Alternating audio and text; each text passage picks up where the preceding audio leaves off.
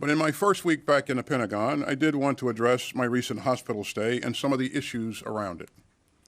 I'm recovering well, but as you can see, I'm still recovering. I'm still having some leg pain and doing physical therapy to get past it. I'm deeply grateful to my doctors and the nursing staff at Walter Reed, and I very much appreciate all the good wishes. But I want to be crystal clear.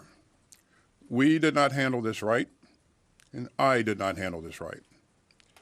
I should have told the president about my cancer diagnosis. I should have also told my team and the American public. And I take full responsibility. I apologize to my teammates and to the American people. Now, I want to make it very clear that there were no gaps in authorities and no risk to the department's command and control. At every moment, either I or the Deputy Secretary was in full charge. And we've already put in place some new procedures to make sure that any lapses in notification don't happen. In the future, if the Deputy Secretary needs to temporarily assume the duties of my office, she and several White House offices will be immediately notified, including the White House Situation Room. And so will key officials across the department. And the reason for that assumption of duties will be included in writing. Now, I want you all to know why this happened. I was being treated for prostate cancer. The news shook me, and I know that it shakes so many others, especially in the Black community. It was a gut punch. And frankly, my first instinct was to keep it private. I don't think it's news that I'm a pretty private guy. I never liked burdening others with my problems. It's just not my way. But I've learned from this experience. So taking this kind of job means losing some of the privacy that most of us expect. The American people have a right to know if their leaders are facing health challenges that might affect their ability to perform their duties, even temporarily. So a wider circle should have been notified, especially the president.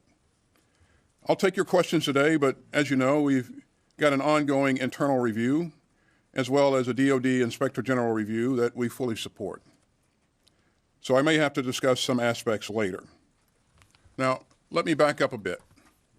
As you know, on 22nd December, I had a minimally invasive procedure to cure me of my recently diagnosed prostate cancer. And then I hit some bad luck during what is usually a pretty easy recovery. On January 1st, I felt severe leg pain and pain in the abdomen and hip. And that evening, an ambulance took me to Walter Reed.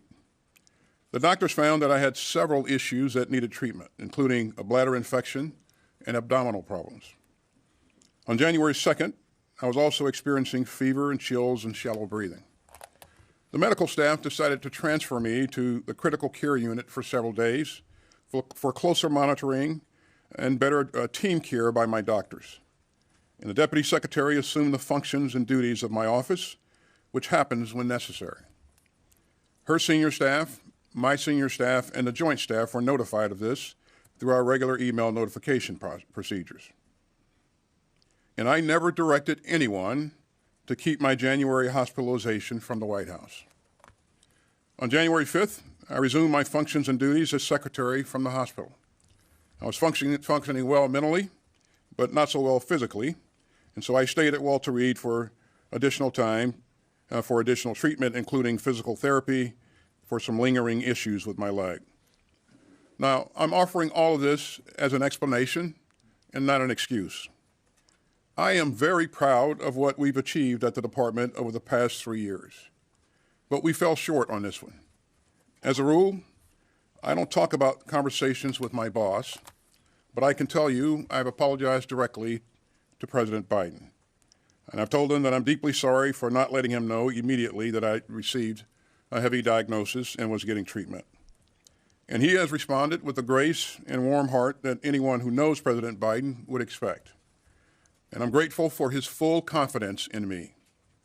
And finally, I also missed an opportunity to send a message on an important public health issue. And I'd like to fix that right now.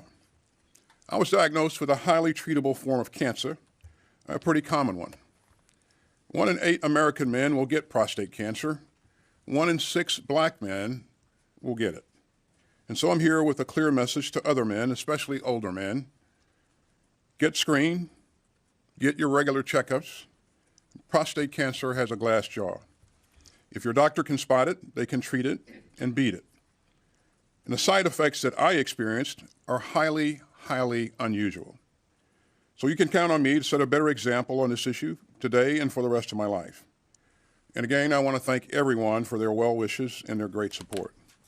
And with that, I'll take your questions.